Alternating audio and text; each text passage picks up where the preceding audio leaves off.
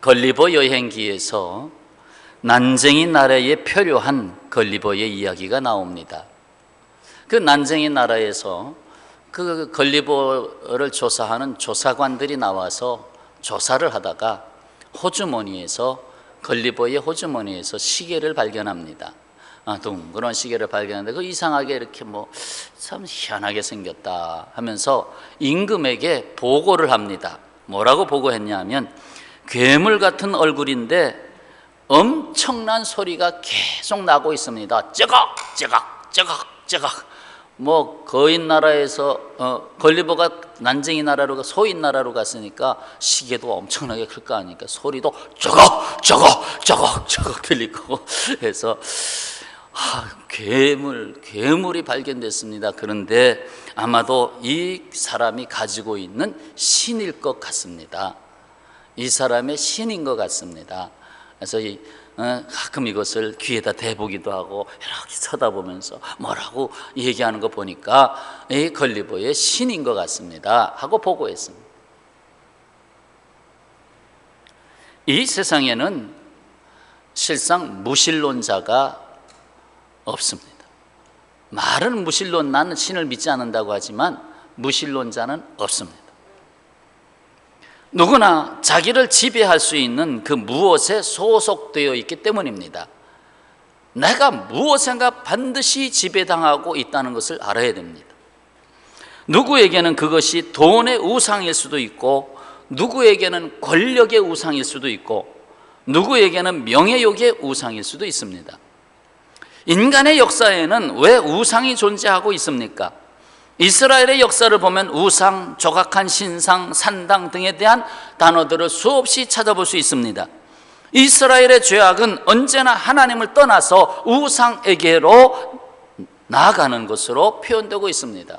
어찌하여 너희가 나를 버리고 우상에게 나아가 절하느냐 하면서 그것이 이스라엘의 죄악의 아주 중요한 핵심으로 나타나고 있습니다. 우상 숭배를 다른 죄악들과 동급으로 분류될 수 있는 그 중에 한 가지로 보아서는 안 되는 이유가 있습니다. 이것은 그 어떤 하나의 죄로서의 우상 숭배가 아니라 이것은 모든 죄를 일컫는 특별한 방식이기 때문에 그렇습니다. 모든 죄를 하나로 일컬어서 우상 숭배라고 표현할 수 있기 때문에 그렇습니다. 그 까닭은 모든 죄가 우상 숭배, 즉 하나님의 자리에 다른 것을 가져다 놓는, 하나님의 자리에다가 다른 것을 가져다가 놓는 것이, 그것이 바로 우상이요, 그것이 바로 하나님께 대한 죄의 가장 핵심이기 때문에 그렇습니다. 우리 문제의 중심이나 해답으로 그 다른 무엇으로 그것을 대체할 때 우리는 그것을 우상이라고 말하는 것입니다. 나의 인생의 모든 문제를 돈으로 해결하겠다. 그러면 돈이 그 사람의 우상이 되는 것입니다. 그거 나 권력 잡은 사람들이 많이 있는데 난 그 권력 잡은 사람들이 나의 힘이야 하고 권력에 의지하면 그 사람은 그 권력이 우상이 되는 것입니다. 니코틴이나 코카인 같은 마약은 단순히 책상 위에 올려놓으면 아무 해가 없습니다. 어떤 마약도 그 위에 올려놓은 것은 나에게 아무런 해를 주지 않습니다. 나를 지배하지 않습니다. 그러나 내가 손을 뻗어서 그 마약을 내가 잡아서 섭취할 때에 그때부터는 내가 그것을 섭취한 것으로 보여지지만 점차 그 마약은 나를 지배하기 시작합니다. 바로 이와 같은 성격이 우상숭배의 구조입니다. 아무 힘이 없는 것 같지만 그것이 나를 결과적으로 지배하게 될 때 그것을 우상이라고 말하는 것입니다. 더욱이 인간이 거기에 집착하고 거기에 헌신할 때 결국 그것은 나를 지배하고 그것이 나에게는 신의 역할을 하게 되는 것입니다. 대학 교수나 정치인이나 재벌가까지도 자기에게 어떤 위기가 왔을 때, 어떤 건강상의 큰 위협이 왔을 때에 좋다는 것은 다 찾게 되고 용하다 하는 사람은 다 찾아가게 됩니다. 그 중에서 심지어 점쟁이도 찾아가게 되는 것입니다. 국회의원들 투표하기 전에 점쟁이들 많이 찾아가잖아. 어떻게 되겠습니까?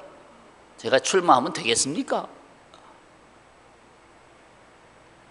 심지어 굿을 그러면 굿도 서슴지 않습니다.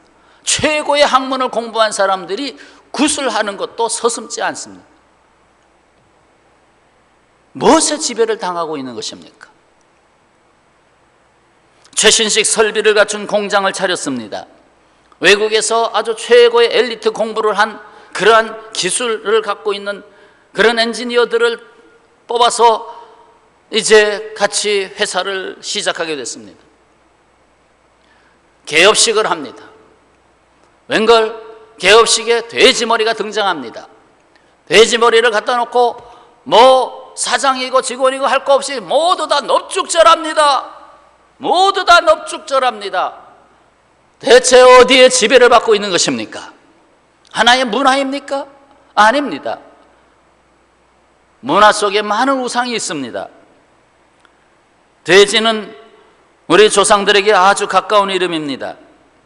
그래서 저금통도 다 돼지 저금통 아닙니까? 왜요? 돼지는 풍요의 신입니다. 풍요의 신. 그러니까 사실 기독교인들이 저금통을 만들 때 뭐 토끼 저금통을 만든다든지 거북이 저금통을 만든다든지 그러면 의미가 있을 텐데, 이 돼지 저금통을 만든다고 하는 건 그 자체가 벌써 풍요의 신이 그 문화 속에 들어가 있는 것입니다. 그 돼지 이름이 사람의 입에서만 오르내는 것이 아니라 지명 이름, 사람들이 살고 있는 거주지, 마을, 그런 지명이, 어떤 바위, 이런 지명 이름에도 돼지 이름에 옛날에 나는 어떤 토속어 그런 걸로 많이 나와 있는데, 학자들이 우리나라의 땅에 돼지 이름이 들어가 있는 지명 이름을 조사했는데 무려 2,000여 개나 된다고 합니다. 2,000여 개. 다 우리 마을이 잘 살았으면 좋겠다, 풍요해졌으면 좋겠다 해서 돼지의 풍요의 신이 그 안에 들어가 있다 이 말입니다. 우상의 종류에는 무엇이 있습니까? 유형의 우상이 있습니다. 형상을 만들고 그것에게 절하고 숭배하는 것입니다. 이미도 사람들의 생각 속에는 본의 아니게 나를 지배하고 있는 생각들이 있습니다. 그 생각 때문에 그런 표현들이 나오는 것입니다. 그게 바로 우상이라는 것입니다. 무형의 우상이 있습니다. 형태가 없습니다. 곧 마음에 품고 있는 것입니다. 마음에 품고 있는 거예요. 하나님보다 그를 더 품고 사랑하면 그것이 우상이 됩니다. 나의 삶의 가치 기준을 어디에 두느냐 하는 것을 보면 내 마음의 우상을 쉽게 판단할 수 있습니다.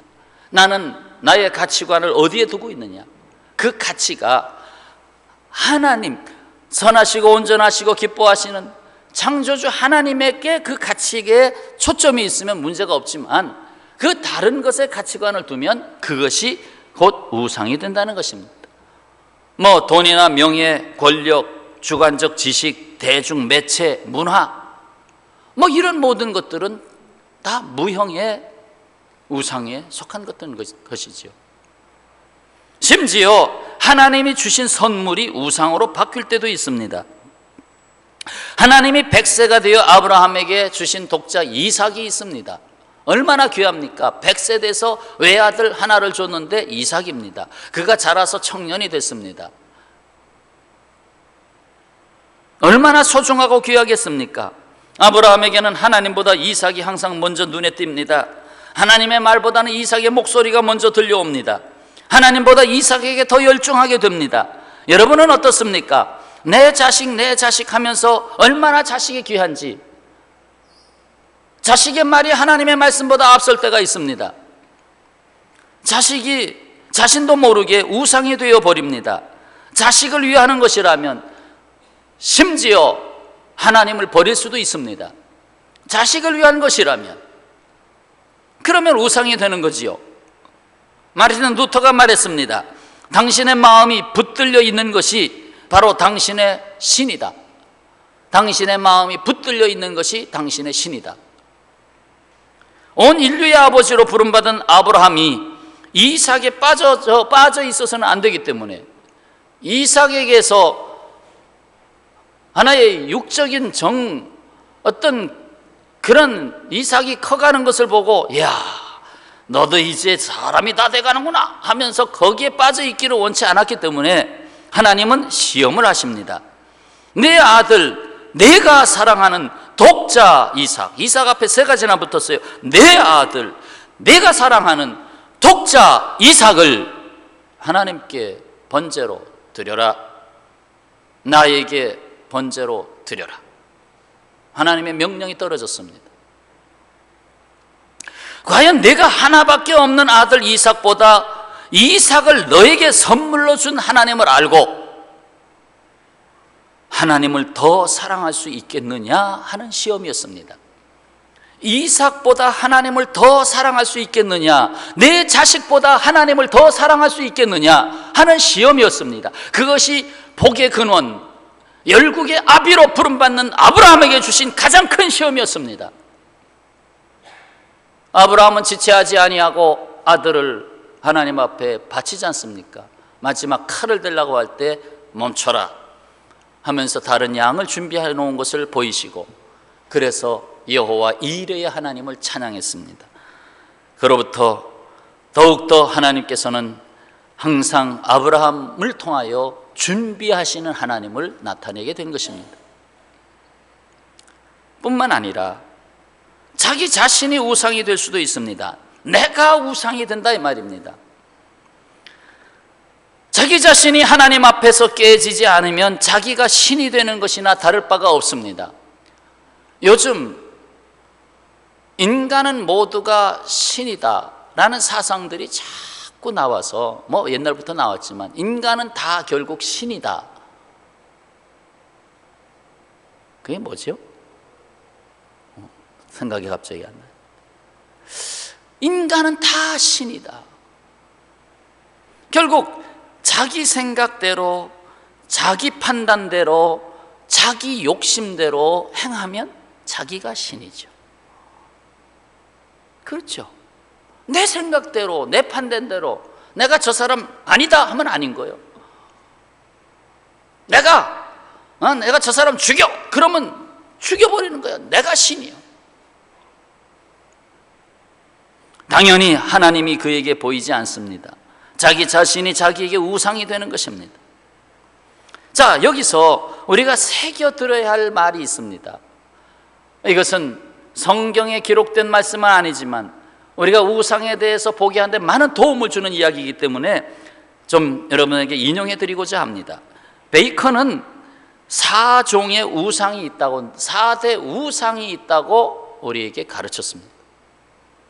그 중에 첫째가 동굴의 우상.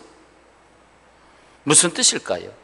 이는 어떤 사람이 동굴에서 태어나서 동굴에서 살았습니다.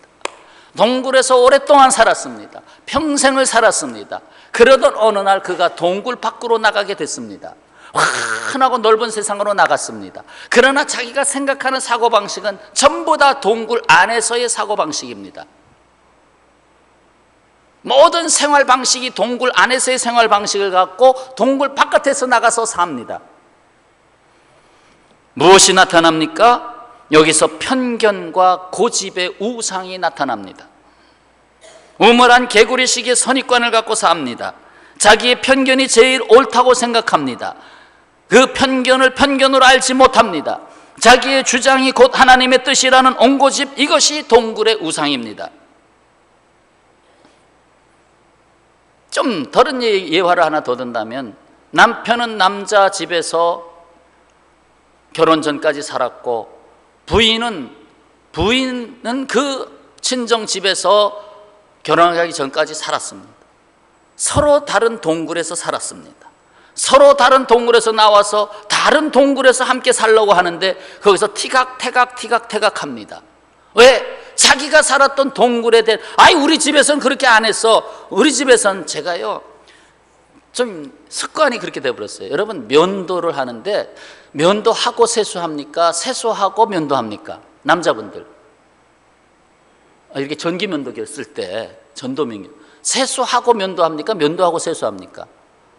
손진일 집사님 안 들리시나 봐. 김인종 집사님 세수하고 면도합니까?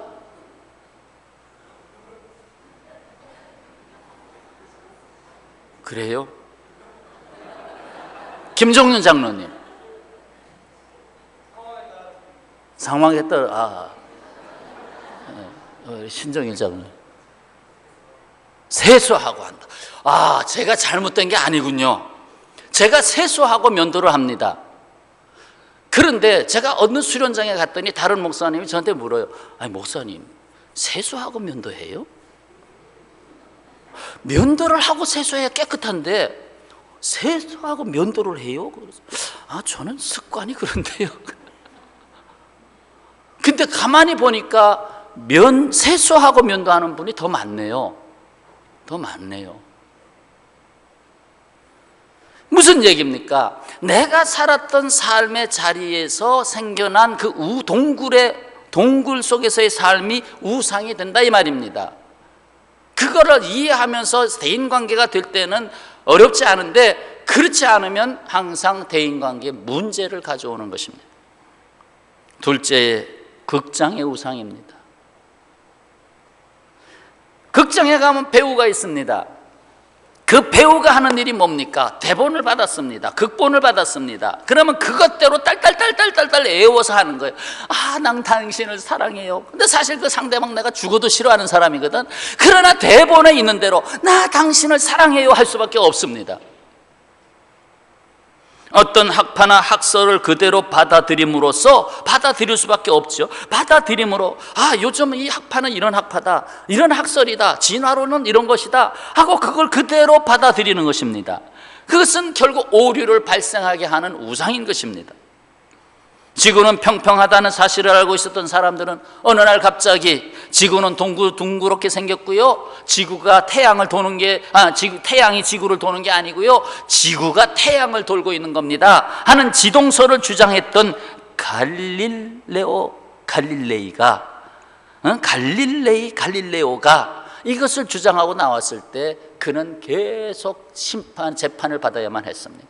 그리고 마지막에는 그의 생애의 말년에 가서는 결국 끝까지 죽을 때까지 결국 갇혀서 살았습니다.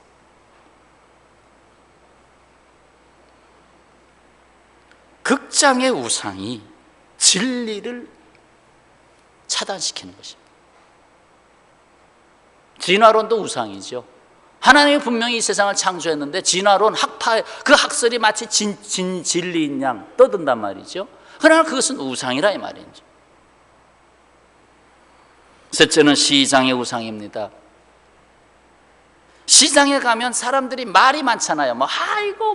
서로 여기서 말하면 저기 가서 퍼지고 시장에 온 가지 말이 다 통하면서 거기서 여론이 형성됩니다.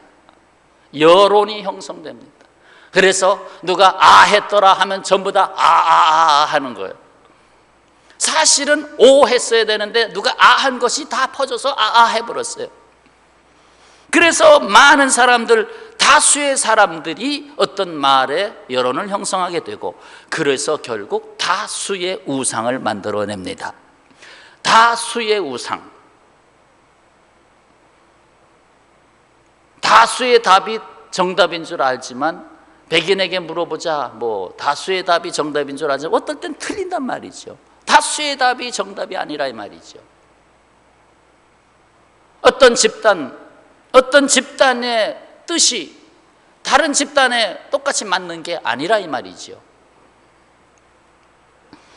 그래서 다수는 때로는 정의일 수도 있으나 그것이 곧 정의가 되지 않는다는 것입니다. 그러나 오늘 이 시대는 시장의 우상에 의해서 많이 정복당하고 있습니다. 여론에 의해서 많이 정복당하고 있는 것이 사실입니다.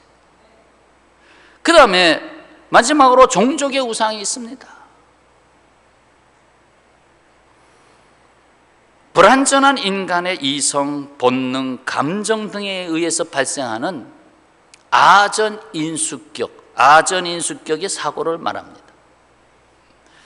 무슨 얘기냐 하면 동족, C족에서 부족으로, 부족에서 종족으로, 또 민족으로 이렇게 커지잖아요. 그러면 자기 입장만 생각하는 거예요. 우리 부족의 입장, 우리 집단의 입장만 생각하는 것, 그것이 결국 우상이 되어버리고 만다는 것입니다. 그래서 우상에 매인 사람들이 이 세상에 허다합니다. 어쩌면 정말로 예수 그리스도만이 나의 구주요, 나의 삶의 가치관의 핵심이요, 초점이요, 이 고백에 분명하지 않은 사람은 모두가 다 우상 숭배자입니다. 다 우상에 매여서 사는 것입니다. 그래서 우상에 매인 자들은 허망하고 무익하다고 오늘 성경 말씀에서 44장 9절에서 말씀합니다. 우상을 만드는 자는 다 허망하도다. 그들이 원하는 것들은 무익한 것이다. 11절에 가서 그 대장장이들은 사람일 뿐이다. 결국 사람이 만든 게 아니냐, 사람이 신을 만들어 놓고 그 신 앞에 절하는 어리석은 인간들아 하고 말하고 있는 것입니다. 정말 기독교 외의 다른 종교 현상들은 크게 두 가지에서 왔습니다. 하나는 귀신의 역사에서 왔고, 또 하나는 인간이 만든 것입니다. 그러나 기독교는 계시 종교입니다. 하나님이 이 땅에 오셔서 하나님이 나는 너를 지었다라고 말씀하는 것입니다. 44장 15절 말씀에 이 나무는 사람이 땔감으로 삼는 것이거늘, 결국 그 나무로, 땔감으로 삼는 그 나무를 절반은 불에 사르고 절반은 고기 먹는 데 떼고 쓰고 나머지 가지고, 그래서 17절 다 같이 읽겠습니다. 그 나머지로 신상 곧 자기 우상을 만들고 그 앞에 엎드려 경배하며 그것에게 기도하여 이르기를 너는 나의 신이니 나를 구원하라 하는도다. 너는 나의 신이니, 자식을 낳아놓고 이 자식 잘 길러야지, 이 자식은 나의 장래야, 이 자식이 나의 노후 문제도 해결해 줄 거야, 이 자식은 나의 신이야. 그렇게 되진 않나요? 내 자식이 나의 신이 아닌가요?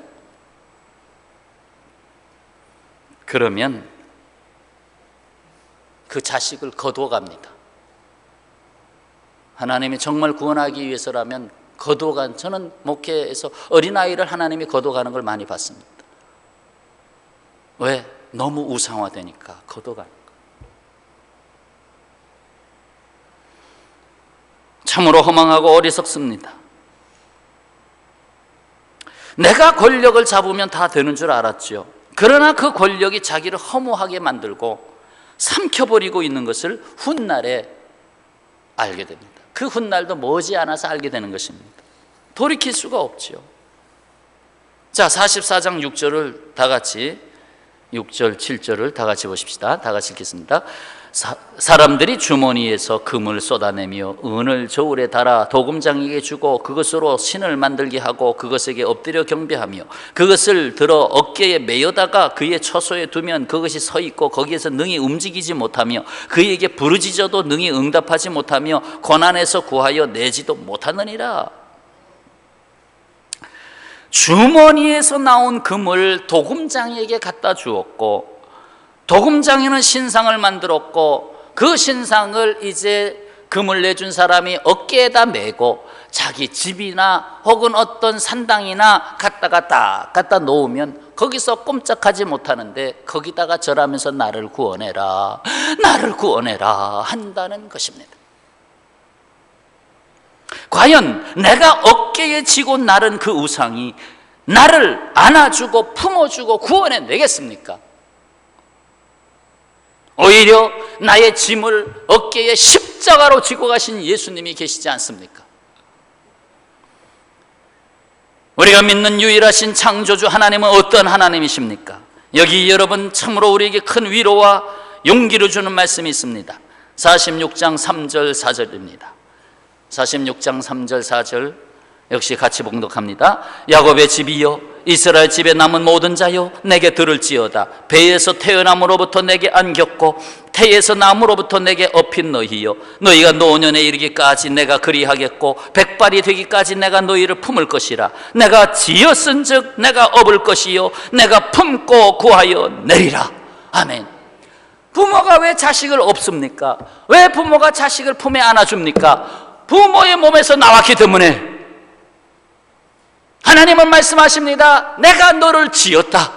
내가 너를 지었다. 그러니 내가 너를 품는다, 내가 너를 업는다 라고 분명히 말씀하고 있습니다. 출애굽기 19장 4절, 내가 애굽 사람에게 어떻게 행하였음과 내가 어떻게 독수리 날개로 너희를 업어 내게로 인도하였음을 너희가 보았느니라. 독수리 날개로 업어서, 독수리 날개, 하나님의 능력을 표현하는 말이기도 합니다. 그래서 거기에선 업어서 내가 너를 옮기지 않았느냐. 마태복음 11장 28절, 수고하고 무거운 짐진 자들아 다 내게로 오라, 내가 너희를 쉬게 하리라. 우리의 모든 무거운 짐을 주님께서 맡으셨잖아요. 이와 같으신 하나님을 찬양합니다. 이와 같으신 하나님을 사랑합니다. 할렐루야. 여기 스스로 숨어 계시는 하나님이 계십니다. 오히려 인간은 눈에 보이는 것에 집착하고 보이지 않으면 없는 것이라고 했습니다. 그래서 보이는 것을 만들기 위해서 우상을 만든 것입니다.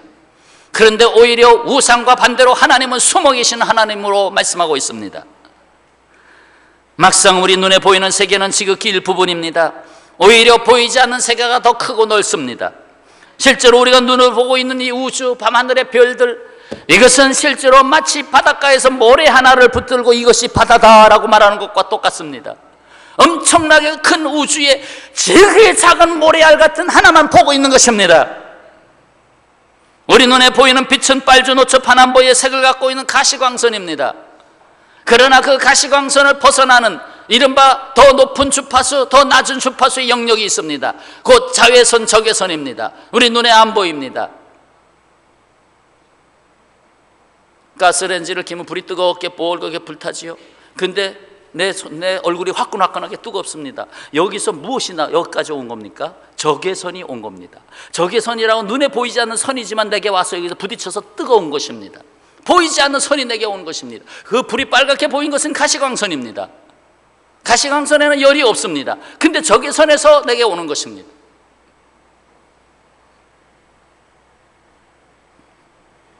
그러면서도 나는 본다고 합니다. 보지 못하고 있습니다. 하나님도 보이는 하나님으로 이 세상에 늘, 만약에 보이는 하나님으로 늘 함께 하신다면, 하나님이 늘 하늘만 쳐다보면 구름에 하나님의 얼굴이 착 그래서 웃기도 하고 노하기도 하고 맨날 하나님, 야 저기 하나님이셔 하고 늘 보이는 하나님으로 늘 함께 하셨다면, 하나님도 수많은 우상 중에 하나로 전락하고 말았을 것입니다. 우상의 하나로 떨어지고 말았을 것입니다. 그것을 알고 계신 하나님은 이것을 선택하신 것입니다. 45장 15절입니다. 45장 15절 다 같이요. 구원자 이스라엘의 하나님이여 진실로 주는 스스로 숨어 계시는 하나님이시니이다.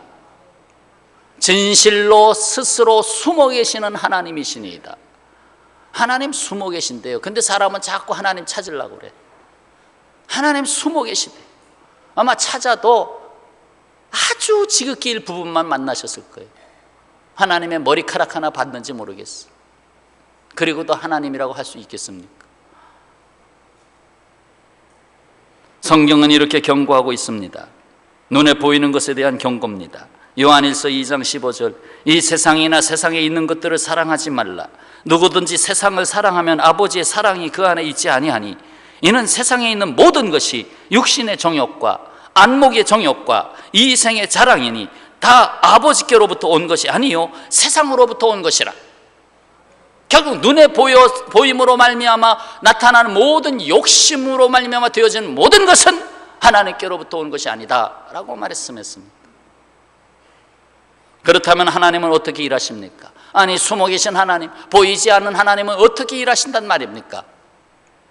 그래서 하나님은 하나님의 사람을 세우시는 것입니다. 하나님의 사람을 세운다.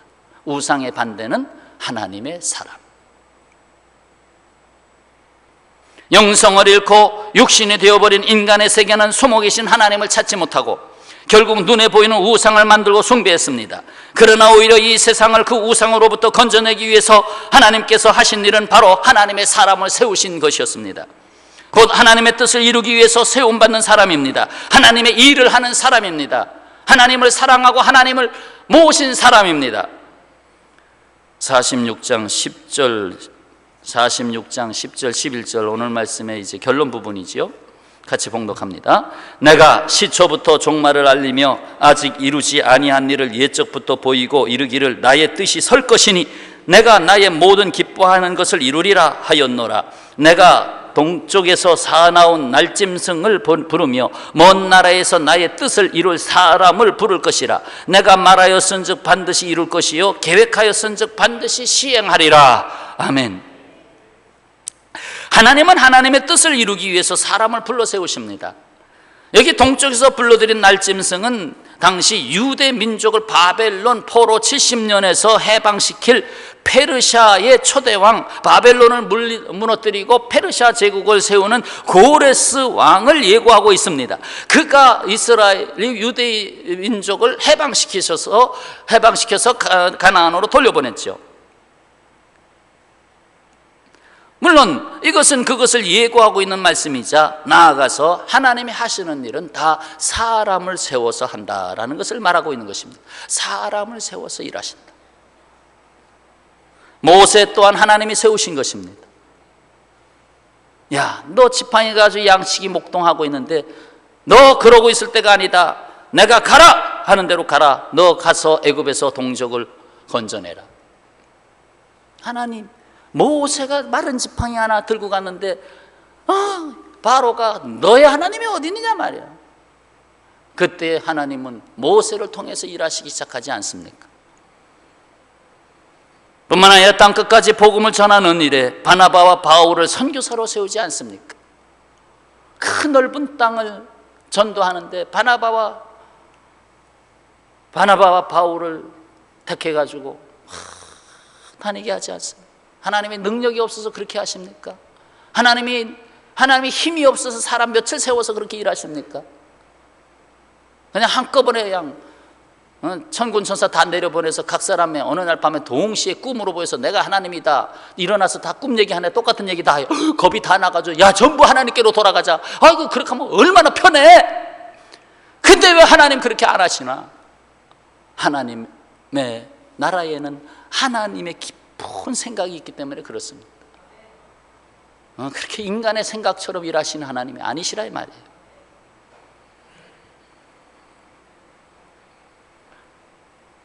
하나님의 뜻, 하나님의 계획은 결국 하나님의 말씀의 역사로 시행됩니다. 그래서 이사야 40장 8절 풀은 마르고 꽃은 시드나 우리 하나님의 말씀은 영원히 서리라 하라. 말씀은 영원히 서리라. 베드로전서 1장 23절 오직 주의 말씀은 세세토록 있도다 하였으니 너희에게 전한 복음이 곧 이 말씀이니라. 세세토록 있는 말씀, 복음. 잠언 19장 21절 사람의 마음에는 많은 계획이 있어도 오직 여호와의 뜻만이 완전히 서리라. 아멘.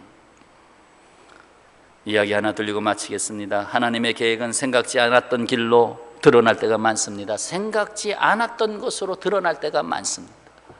내 생각된 대로 다 된다면 내 좁은 생각 안에 하나님 가두는 거 아닙니까? 그러므로 내가 생각지 않았는데 드러나는 일이 얼마나 많은지 모릅니다. 어느 교회에서 새로 건축을 하려고 했습니다. 그러나 누구 하나 그 계획에 선뜻 나서질 못합니다. 왜? 돈이 많이 들고 이게 어떻게 감당할 거 생각하니까 다들 이렇게 하고 있습니다. 그래서 그래서 목사는 정말 작정 기도를 시작했습니다. 우리 기도해 봅시다. 작정 기도를 막 하는데 교인들이 많이 협조를 못합니다. 왜? 겁이 나니까. 그래서 참 기도해도 잘 안 되고 그러는데 어느 헌신적인 부인이 5살짜리 딸을 데리고 기도회에 참석했습니다. 소녀는 그때 거기서 교회당을 새롭게 짓는 거구나 하는 것을 알게 되었습니다. 집으로 돌아오는 길에 엄마에게 꼬치꼬치 묻습니다. 엄마, 교회당을 짓는데 어떻게 짓는 거야? 교회당 어떻게 자꾸 물었습니다. 다음 날 아침 딸이 없어졌습니다. 엄마가 그냥 딸이 갑자기 없어져가지고 겁이 났습니다. 딸을 찾으러 나갑니다. 가만히 보니까 그 신발 자국이 찍힌 것이 보입니다. 그래서 따라갔더니 목사관 앞에 딱 이르게 됐습니다. 목사관 그 뜰에 자기 딸 메리가 있는 것입니다. 장난감. 외바퀴 수레 장난감, 이렇게 손으로 이렇게 잡고 이렇게 우리가 모래 운반하고 막 그럴 때 쓰는 거 있잖아요. 외바퀴 수레, 그 장난감 수레에다가 벽돌 2장을 실어가지고 목사님을 만나러 목사관 앞으로 온 것입니다. 목사님에게 뭐라고 묻습니다. 네, 목사님 얼굴에서는 눈물이 쫙 흘러내립니다. 이 이야기를 그 다음 주일 성도들 앞에서 이러이러한 이야기가 있었습니다 하고 얘기했습니다. 그때로부터 교회당이 건축되기 시작했습니다. 5살짜리를 세워서 일하시는 하나님, 거기에 무슨 합리적 사고가 있습니까? 거기에 앞뒤를 재는 것이 있습니까? 오직 하나님이 원하신데 교회당을 새로 짓는데, 그래 내가 먼저 벽돌 2장을 바치면 그것도 도움이 되겠지. 바로 그 2장이 교회당을 건축하는 시작이 됐다 이 말입니다. 예수께서 온 세상을 구원하시고자 하시는 하나님의 계획을 이루기 위해서 시작하신 일은 바로 갈릴리 바다에 그물을 던지면서 근근히 살아가는 어부들, 그들이 주축이 됐습니다. 힘없는 사람들, 그들이 이 온 세상을 구원하는 일에 예수께서 택한 사람들이었습니다. 주님께서 부르셨다는 소명의식이 없이는 결코 하나님의 계획서에 동참할 수 없습니다. 우리는 찬송으로 고백하고 있습니다. 내 평생 소원이 이것뿐, 주의 일을 하다가 이 세상 이별하는 날 주 앞에 가리라. 꿈같이 헛된 세상 일 취할 것 무엇냐, 이 수고 암만 하여도 헛된 것뿐일세. 사랑하는 여러분, 나는 내가 감지하지 못하고 있는 우상에게 지배를 받고 있지 않습니까? 혹 그 우상이 내 자식은 아닙니까? 아니, 나는 아닙니까? 하나님은 우상이 되지 않으시려고 스스로 숨어 계신 하나님이 되셨습니다. 지금도 하나님을 사랑하는 하나님의 사람들 안에, 바로 여러분 안에 하나님이 숨어 계십니다. 그래서 하나님의 사람으로 세우시고 하나님의 사람으로서 일하게 하시는 것입니다. 그래서 우리는 하나님의 사람들, 크리스찬들, 형제 자매들에게 이렇게 부를 수 있는 것입니다. 나는 형제님과 함께 하시는 하나님을 봅니다. 나는 집사님과 함께 하시는 하나님을 봅니다. 자, 서로 인사하고 마치겠습니다. 인사하겠습니다. 나는 하고 옆 사람 불러서 하나님이 함께 하시는 하나님을 봅니다. 나는 집사님과 함께 하시는 하나님을 봅니다. 다 같이 인사합시다. 나는 장로님과 함께 하시는 하나님을 봅니다. 나는 자매님과 함께 하시는 하나님을 봅니다. 여보, 나는 당신과 함께 하는 하나님을 봐. 무슨 개떡 같은 소리야. 나는 당신에게서 하나님을 봐. 아멘. 기도하겠습니다.